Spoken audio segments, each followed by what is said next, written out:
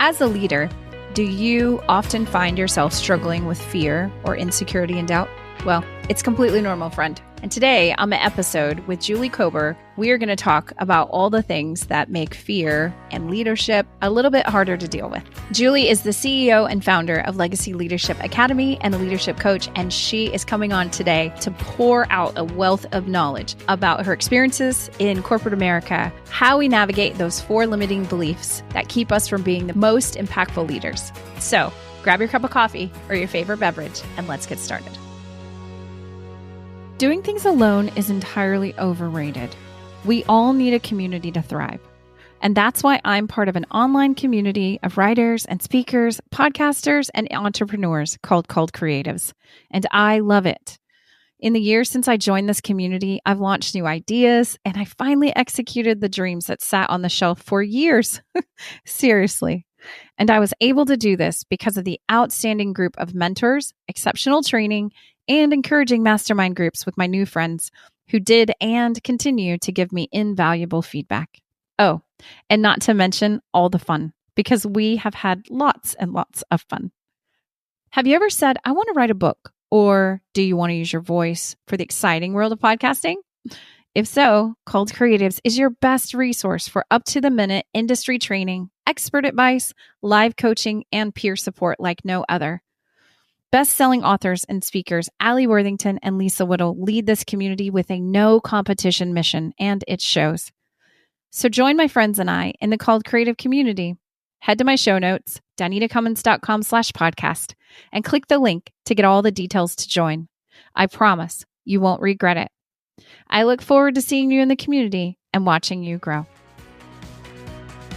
Hey everyone, welcome to the Entrusted to Lead podcast. I'm Danita Cummins, and today I'm joined by my new friend, Julie Cober. She is a leadership coach and the CEO and founder of Legacy Leadership Academy. And I'm super excited to have her join us today to talk about her heart for leadership. So Julie, how are you? Happy Friday. Thank you. I'm so happy to be here. I'm great. How are you doing? I'm doing good. I'm excited that it's Friday. It's been a long week, if I'm being honest. Yeah, me too. I woke up and went, oh, okay, good. The weekend. Yes, well, I know. My husband and I are staunch advocates for that 4-day work week thing. We're trying to just really proliferate that around the world. I call Fridays my CEO day.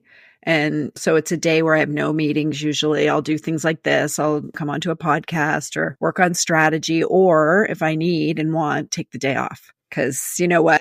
Rest is super important in leadership, right? And you need to have the downtime to recharge your batteries. When did you get to the mindset, or when do you think that mindset shift happened for you? Because we're going to talk a little bit about your journey, your life experience and stuff. But when did you get to that place where you were like, no, I think me time is important too? How did you shift your mindset on that?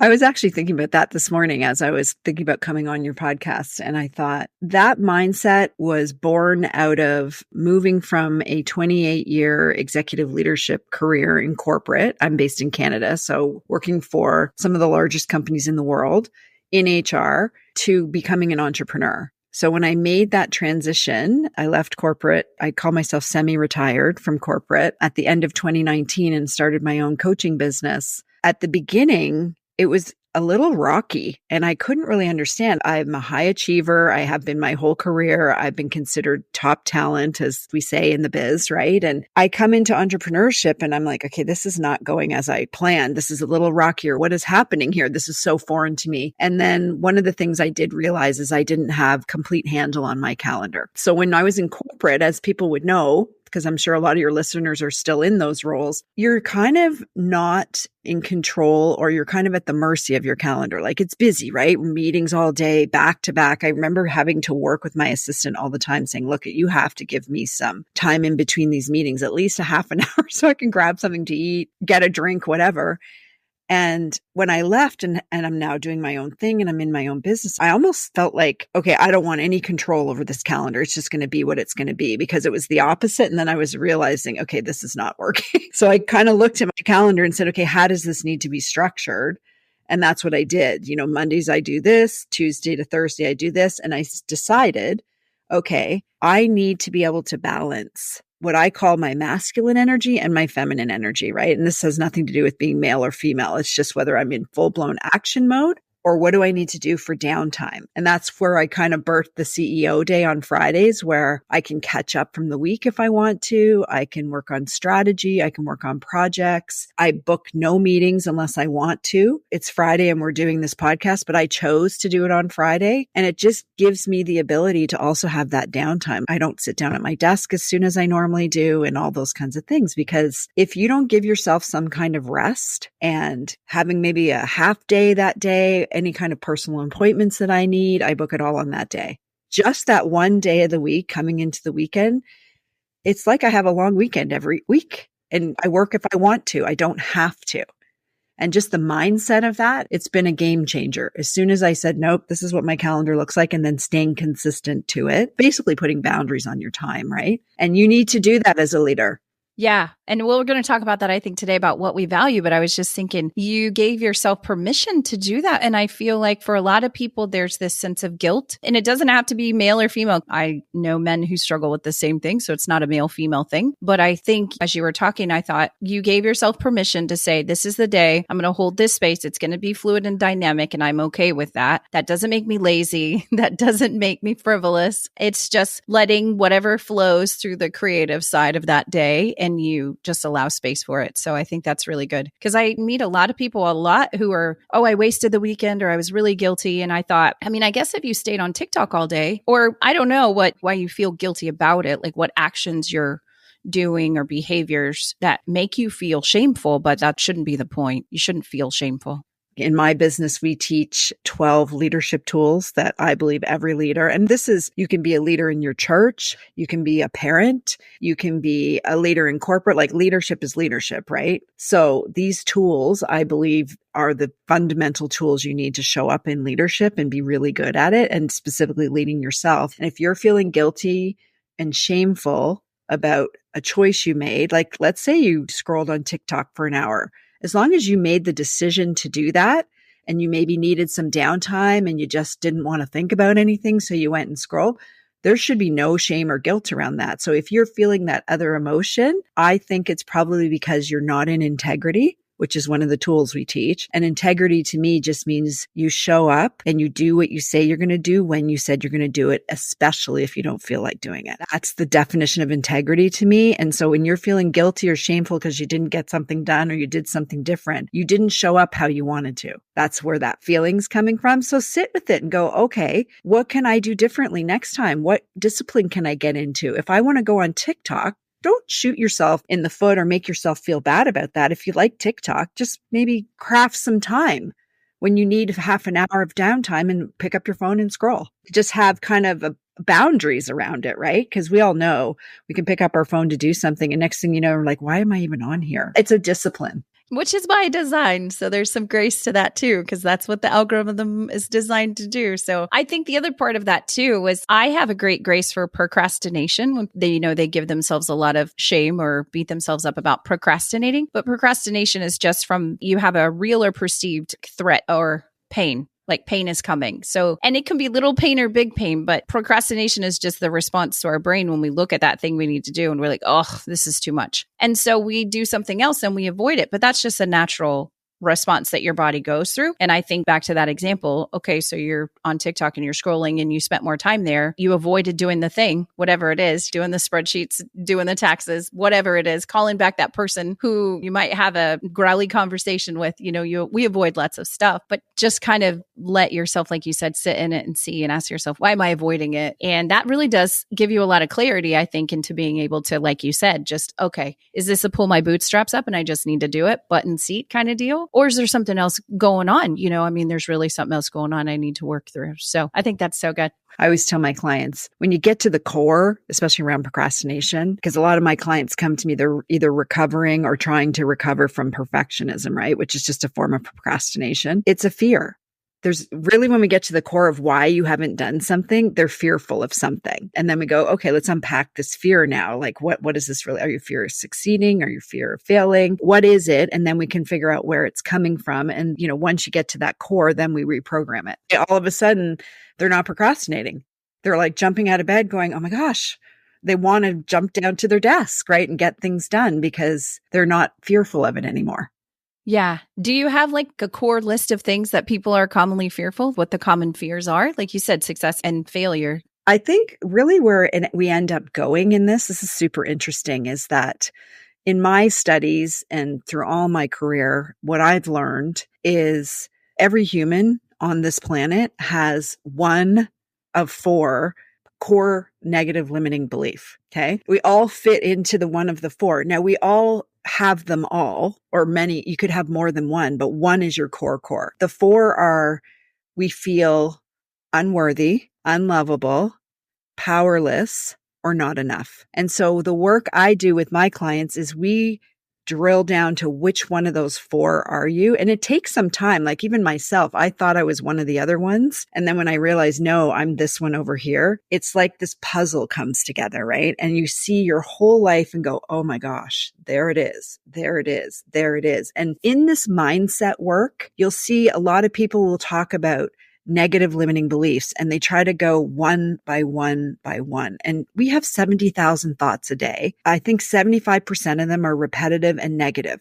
So if you're going to try and take it one thought at a time, you're going to be at this for the rest of your life, right? Because once you know what your core is of one of those four, every thought, belief, assumption comes off of that. And when you know that, you start seeing it going, oh my gosh, that's why I do that. Oh my gosh, that's why I said that. And so I teach, let's get down to the core. You could call it a fear, but it's the same, a core fear or a core negative limiting belief. Which one of these are you truly? And then you start to change that. And then all the thousands of thoughts that come off of that change instantly. Instead of trying to go one by one to the core, go to the core and come back out. That's right, to the source. That makes perfect sense. It's like that tap root. You're just trying to cut off the little bitty root system over here, but really you just need to get to the source of it. What are they again?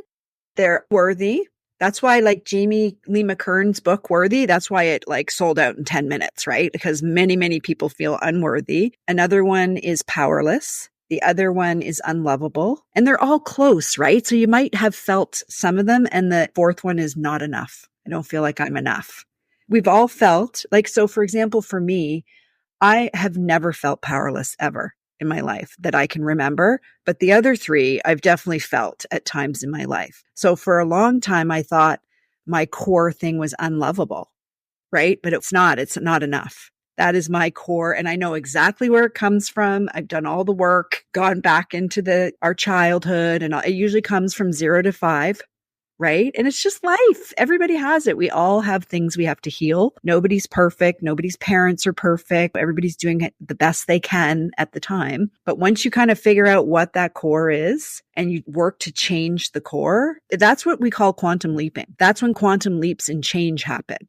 Because you're not doing it one thought at a time. Because again, remember, 50,000 thoughts a day or 60 or 70, there's lots of different opinions, and a huge percentage of them are repetitive and they're negative because we're so hard on ourselves, right? Yeah, that's so good. I went to a sabbatical retreat this year called Restoring the Foundation. So it's from a faith-based perspective, but it looks at these 4 core elements and it all works together, like you're saying. So it's kind of like I'm just dealing with maybe the one issue that's in front of me, but the core underneath, there's so many things. So it's these layers. And so one of the things that for me, like, thanks for my therapy session today. Whenever I went through, this is fascinating to me. I love this stuff. Well, it's leadership from within. That's what we teach, right? You have to start with yourself. It is. Yes, that's right. That's why I always say that. No, you have a responsibility and you have a responsibility to do that, which means like back to integrity. You got to show up every day. And so, but there was this point where we kind of walked through my life and these generational systemic patterns and things, all this stuff. But basically it came down to like shame, fear, control. Right? So those are kind of like this 3-legged stool. So there was a big piece of that was revealed to me, which I thought was fascinating. I was like, oh, this makes so much sense. But then the powerless thing, like you're saying, I think that is so important because I would assume people listening, they would think powerless in terms of like abuse or control, real big, right? And that's true, like you're saying, and that does affect all those things. But then there's so many other more subtle, I think, elements of that on just the powerless part, like you're saying, of not having a voice, or when you are systemically in a systematic, organized, I use like organized religion, organized military, or these systems that are designed to control. They're designed to take the person individuality is removed. And so the individual doesn't really know it. It's more subtle where they're kind of like, oh, the system says, here's the box, you stay in the box. And then there's this tension and you don't really know why. Yes, exactly. Yeah, I worked for my last role before I left corporate. I was the chief HR officer for the Canadian Red Cross. So I loved that role because one, I mean, the people we worked with were the salt of the earth, right? Like the business of the Red Cross is disaster management, right? So, but I'll tell you what you said, like it was so interesting from a leadership perspective and an HR perspective and how we needed to support leaders because the quality and the characteristics we needed in those leaders was command and control. A lot of them came from the military because when you're in a disaster, like a earthquake or a whole town is burning down, like they go into a mode.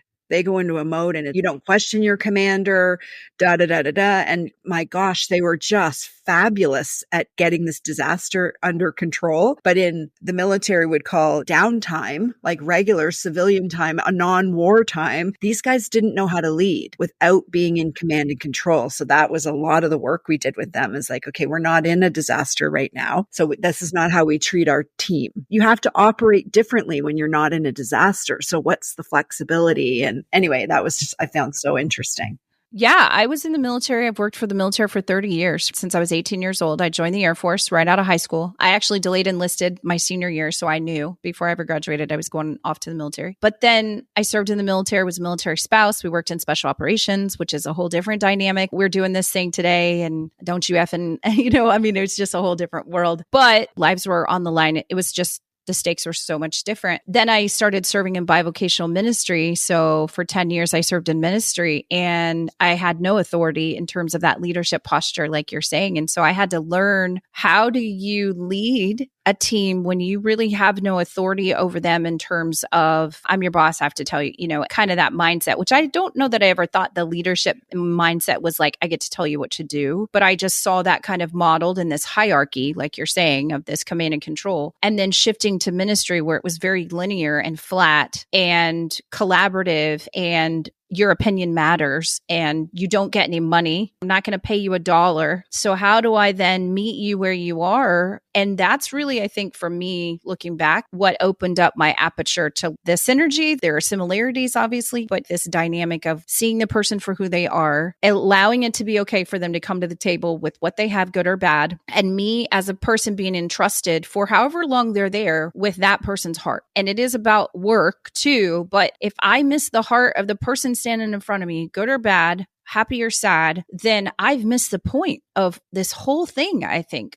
I totally agree. Totally agree. I used to say all the time in my corporate world, and you and I talked about this, I don't believe that leadership is rocket science. I really don't. And I think it's because I believe I was born a leader, so it's innate in me. And there's all the debate about whether can you grow a leader and I think there's a whole dichotomy around that. But the bottom line is, all that people care about is that you care about them, that they matter. I used to say to my leaders all the time when they would come in and say, Julie, I've got this problem employee and we've got to fire this person. And I'm like, okay, well, let's talk this through. And of course, they have had no conversations, nothing. They've done nothing in terms of letting this person know what the expectations are. And almost every single time my conversation would end with them is, how would you want to be treated in this situation? And how would you feel if your boss came in one day and said, okay, we need to part ways, and they've never even had a conversation with you about what you're doing or not doing? Is that a way to care? Right? Like if you approach these conversations, which can be difficult, are difficult, but with respect and with care and back to what we talked about, what's your values? But the bottom line is when your employees feel like you've got their back, you know who they are and you care about them, they're going to perform for you. Even if they're in a situation where you kind of have to walk them through things. But that's the thing. I think nowadays leaders are so busy, requiring so much of them, spinning so many plates. They've lost sight of this, I think, a bit, right? Or they don't feel like they have time to do this properly. And really, they have to make the time to do this. If you want to have an effective team, effective leadership, if you want to come and feel like you're making an impact in your work, if you're in a leadership role, that's the number one thing you have to do.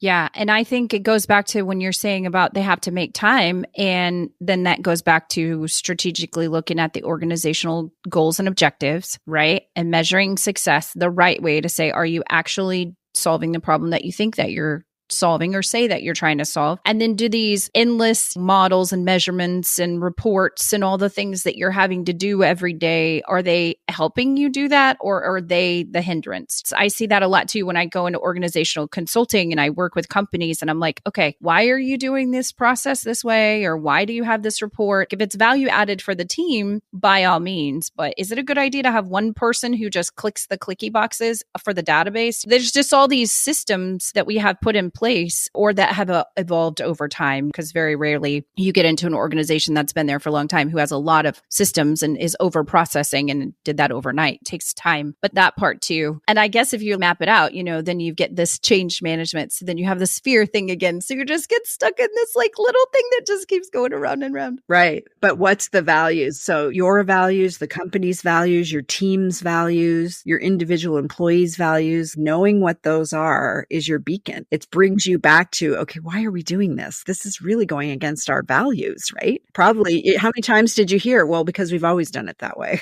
Yes. Oh, well, in the military, we did it like that every day. We say in the government, mostly because I'm in the government space right now, where we talk all about innovation, and not just in the government, but industry as well. Like we want to have innovative leaders. And so then I go back and say, okay, well, what is an innovative leader? To your point, it's like looking at the systems and processes in place and then saying, hey, is this a good idea? Are we really doing that? But then you get an organizational culture that maybe doesn't match that. So I say that a lot too. Like when we talk about culture, it's not a document that you just put on the portal where everybody signs it once a year and then you can fire them if they didn't align to it, which I've seen. Culture is what you do every day, right? It's actually how you behave. So if you say you value innovation, let's say as an organizational leader, but then the people in your organization who do think outside the box, who are coming to the table, like, I don't know if we should do it like this way. I've had situations in the past where those people are seen kind of as the rogue agent. And then, like you said, over time, they kind of don't get invited to the meeting. Right. And then they're sitting back going, I don't get why this is not jiving, and they're unhappy and they're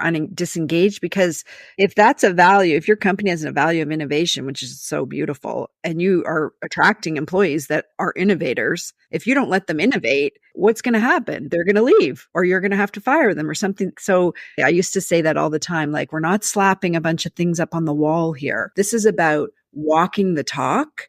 This is about employees. If you went and talked to 100 different employees, they would tell you exactly the same thing about what it's like to work in this organization. Then the culture is infiltrated. It's not about what you have in your lobby or what's in your employee handbook or all the things. It's by how your leaders show up every day in those values, the way they're being, in their integrity, how they're treating others, all of the things. That's why I always said, I remember one time talking to a leader and he was just like, it was so hard to work through. He wanted this person fired and all the things. And it just hit me in the middle of the meeting. I'm like, I got to get through to this guy. Because again, nobody had said anything to this employee. I said to him, because I knew him and I knew his family.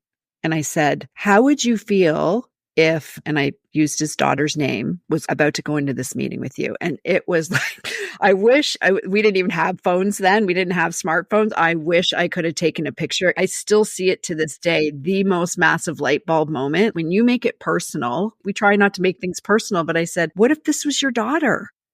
And she was having trouble at work, and maybe she didn't understand something, and maybe she wasn't performing, and she just got fired. From that day on, he was a different leader because he always thought about putting people on the other side of the table. And I said, your job as a leader is to first have this difficult conversation with this employee and lay out the expectations and show them the way, show them how they can perform. If you've done all that and then they can't and they're not, then you can look in the mirror and say, I had to make this tough decision and terminate them, but we did everything we could to try and turn this around. That's the way you want to feel as a strong leader. Leaders used to come into my office all the time and say, Julie, honestly, if I could just not have to deal with these employee issues and then I could get to my inbox, I would be able to do my job. And I'd say, hang on, we're going to back this up, because the inbox is not your job, or it's part of your job. The main part of your job is dealing with those employee issues. And to this day, and this is the reason why I went out on my own, because I know my purpose in life is to help people grow, expand, to guide and mentor to lives that they love living. And I did that in corporate, but it got to a point where that incubator wasn't going to work anymore because it was so masculine focused, so action focused, so bottom line focused. So I thought, okay, That's fine. No judgment. I mean, we're all in this to make money. Nobody goes into business to lose money, but I'm going to go out and do this on my own because I think I'll be able to make more impact. But you have to focus on that person and caring about that person, right? And nobody, I believe this to this day, gets out of bed and says, you know what? I'm going to go do a crappy job at work today. They just don't say that, right? Like they don't want to do that. They want to know that they're making an impact. They want to know that they're contributing. They want to feel good about their work. Generally speaking, 99.9% of the population want that. So if that's not happening in your workplace, what is your role as a leader to try and bring it to that? Now, of course, the other person has to come to the table too. But when I talk to them about that, they're like, oh, okay. And then when the ones that did it too, it's so rewarding because most of the time the employees turned around, they just had something that was bothering them that they just needed addressed and it got addressed. And next thing you know, they're high performers. And that's not always the case, but in a lot of cases it was when they approached it this way. I go back to that clarity all the time too, as an organizational leader, when you go back to clarity. It's even in something as basic as, because again, it doesn't have to be a multi-million-dollar company. You got 300 employees you're trying to talk to. It can be something as simple as trying to have a conversation with your spouse or your friend or your kids. But it's like, were you clear on the expectations? They can see it. They can envision it. Being honest, most of the time we're not, because we're running through our life. Like you said, we're spitting stuff at people's, we're running through from one meeting to another. People did have a question. They didn't understand. They didn't feel safe. I had that same thing too. There were years ago where I got to the same place where I was like, no, I think genuinely every single person really wants to do a good job. Like they really do want to be respected and they want to accomplish good things. And they want to, like you say, at the end of the day, know that their time mattered. And so we just make these assumptions. Well, that person doesn't care. That person's lazy, XYZ. Or you could just sit down and have a cup of coffee and be like, hey, Joe, what's going on? You know, how's life? And it makes a world of difference. That's right. I notice these things. And it's not that it needs to be complicated language, like you said, because we don't put intimacy in the workspace box. We take that out. We're like, oh, nope, we're not going to do that. But that's right. You're just establishing a relationship. I say that relationships are like bridges. I learned this from a lady years ago when I started serving in ministry, but it's basically you and I have a relationship bridge. And it's one piece got added this week, and then another piece gets added today, and another piece gets added tomorrow. And so I want to be able to put the weight of heavy things on our bridge, and our bridge is only going to be able to hold so much, right? If it's not strong. But that's a bidirectional relationship. Like you're equally as a willing participant or not. And I say that to a lot of employees who are frustrated or looking for new career opportunities or during career coaching. I'm like, other than the military where you have an enlistment and, you can't leave. This is a partnership. You get a choice. Back to the powerless thing. Like you're not powerless. You're not a victim. At any point in time, you can leave.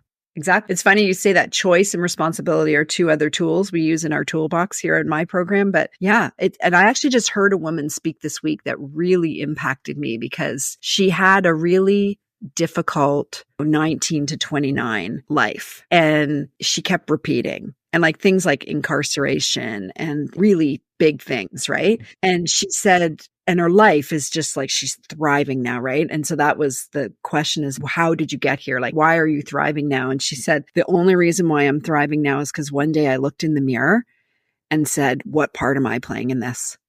And she said it was the hardest day of her life, but she finally took responsibility for the role she played because the message was, we're not responsible for the people that have hurt us, but we are responsible to heal ourselves from that hurt. And that's what she did. That day, she said, this is never going to happen again. I'm never going to be in this kind of a relationship again. And her life just took off because she took responsibility for her part, what she could do. And I'm like, oh, that's such a good story. And that's what I would say to leaders. You have a responsibility as a leader here. Looking at that person that's struggling as a problem employee and such a pain in your, what, how is that going to help anyone, yourself included, right? How about you stepped into a leadership role, you took this role, you took this responsibility, which means you're responsible for this team. You have some level of responsibility for this team. So if one of them's not performing, the first thing is find out why.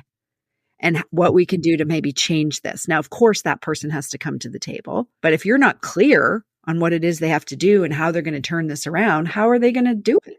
It's hard. Yeah, it's so hard. But I think the point that you made too is that I don't know that we have fully explained, and I say we as in the corporate culture, like you and I had talked before, this is what a leader role looks like. This is what you're expected to do. This is what you're going to be held accountable for. And are you up for the task, right? We just see this corporate ladder or military chain of command, and we're just zipping up the ladder because that's what we think we're supposed to do. I'm supposed to go up. I'm supposed to go up. Can't go down.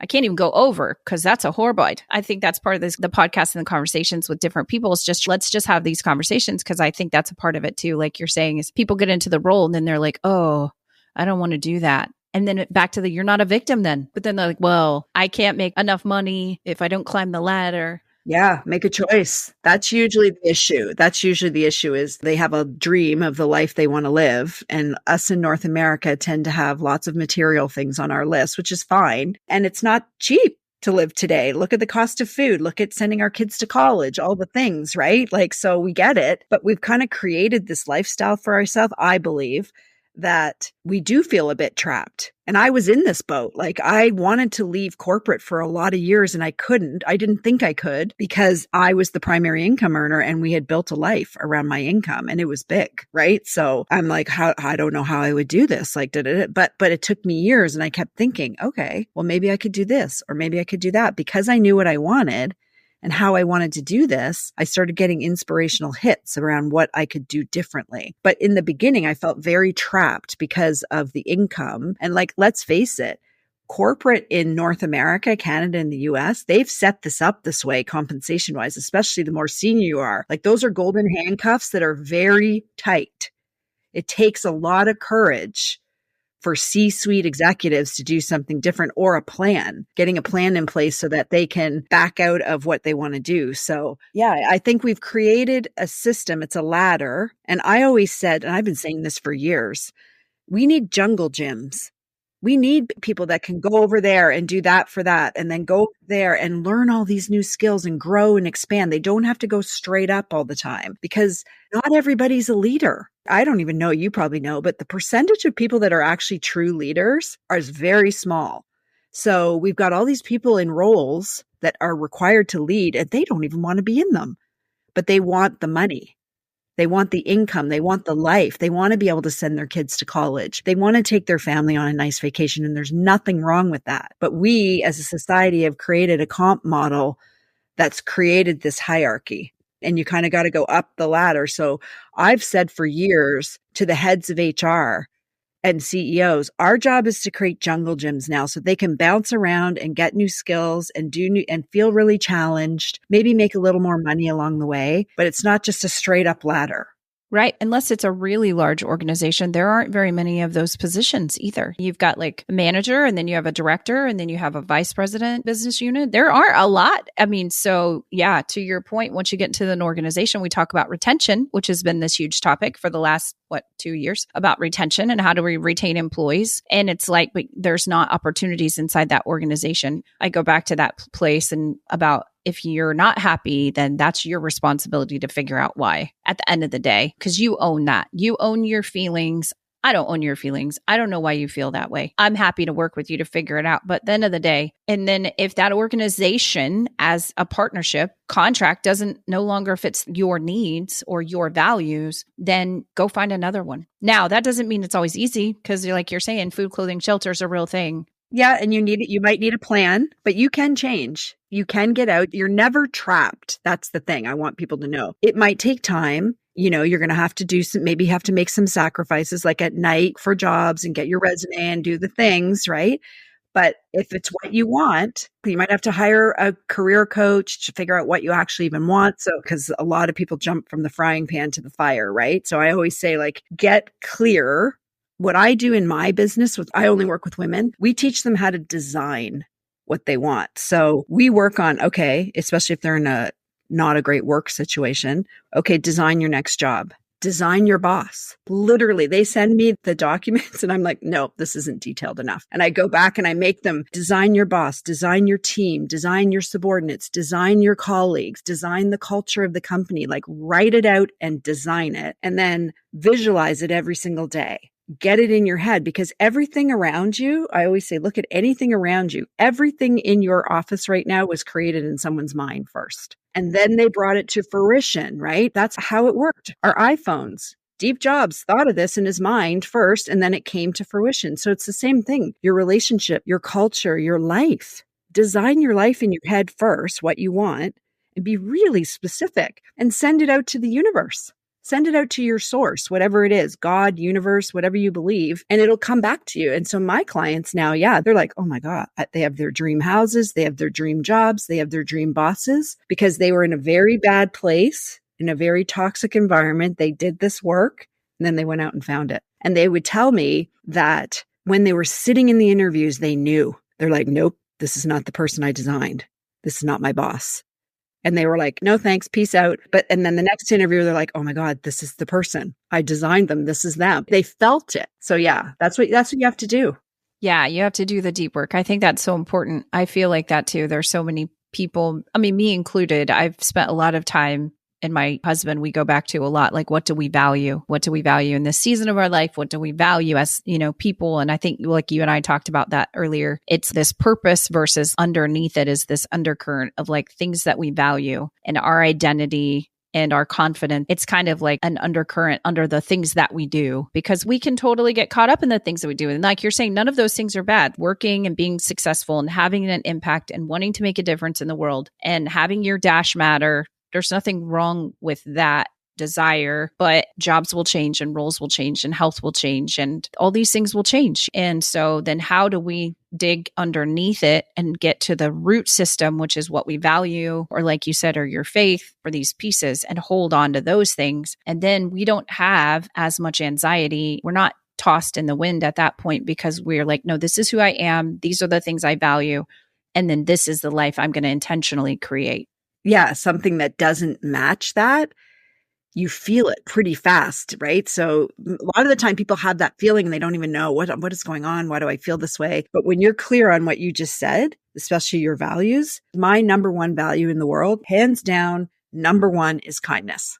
Kindness, kindness, kindness. I am put on this earth to spread kindness. I know that. And so when I come up against something that's not kind, it's taken me years, but I'm at the point now where I don't trigger, because I know what this is. I see it. I'm in it. But it was a massive trigger for me for a long time, and I didn't know why. So that's the whole inner work. That's leadership from within now. So now I can recognize something that's unkind, and I calmly kind of put my bubble around myself and shield myself and decide I'm not going to associate with that or that person or that newscast or whatever it is.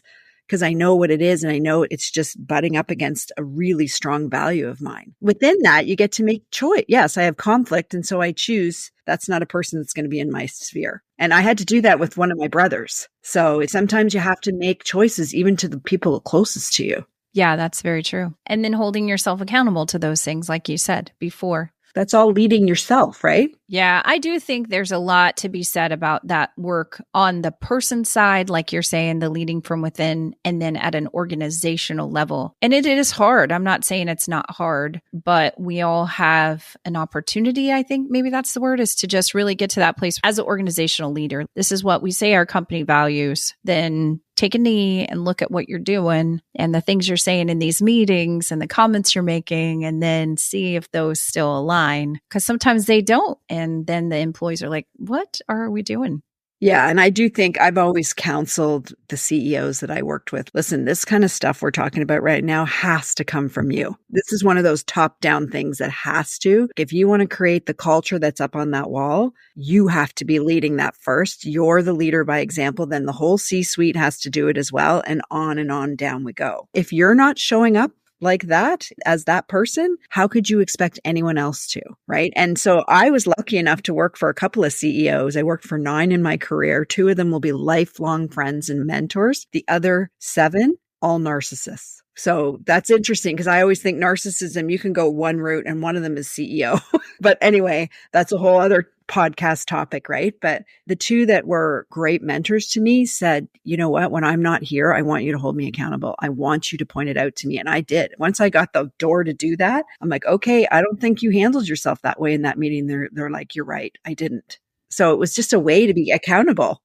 And you do know, I was having a conversation with a mom at our center this week because we have a pregnancy outreach center. And I was talking to her and she was talking about something about showing up for her kids and doing the right things because she's got lots of littles at home. So she's got all this, just wants to make sure she's making contributing members of society. And I told her, I said, the two things from a mom life, my mom leadership lesson for the day is don't hurt their hearts. And that cereal can be a meal. Popcorn, you can have that for dinner. No one will die. That's totally fine. So just give yourself a lot of grace. That's not going to be the thing they're going to remember at 25. And then the other part of that is just giving them pieces of love and acceptance, that they need in that space. And when you make a mistake, because you will growl, you will snap. You need to say you're sorry. Just say you're sorry. Pull them to the side and say, you know what? I'm sorry. I snapped at you. I didn't mean to growl at you. And that makes so much of a difference. I mean, I've done that in my mom life. I've done that with my spouse life. I've done that in my leadership life, my ministry life. Like, I don't know how many times I've walked in the next day and been like, I'm sorry. I shouldn't have said that to you yesterday. I do apologize. It wasn't appropriate,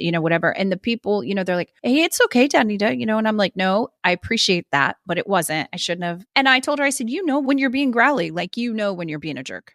Yeah. And you know what I say to my clients? I say, embrace your triggers because they are a direct line to a negative limiting belief. So if you really want to kind of and this is the work we do to get down to that core, one of those 4, listen to your triggers. I had one last night. I triggered last night and it's such an old trigger. But I thought to myself, I was so grateful this morning because I was like, wow, I was in the midst of this trigger and I felt it and I knew what it was and I worked it and I processed the emotion around it within like 2 hours, which is remarkable, right? Like that's where you want to get to versus totally reacting to something. But when you do react and you're that grouch and you yell at the kids or you snap at your employees, sit with it when you can, because it's taking you to a negative limiting belief you have. That's why you trigger. That's why you react.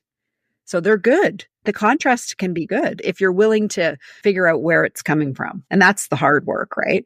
I think so too. And I think I go back to that place of like the relationships matter. That doesn't mean we're going to be BFFs. We're going to have barbecues, and that kind of stuff. Or you'll be there on my deathbed, but it does matter. Those relationships do matter way more than our profit margins and our metrics, I think. So yeah, I agree too.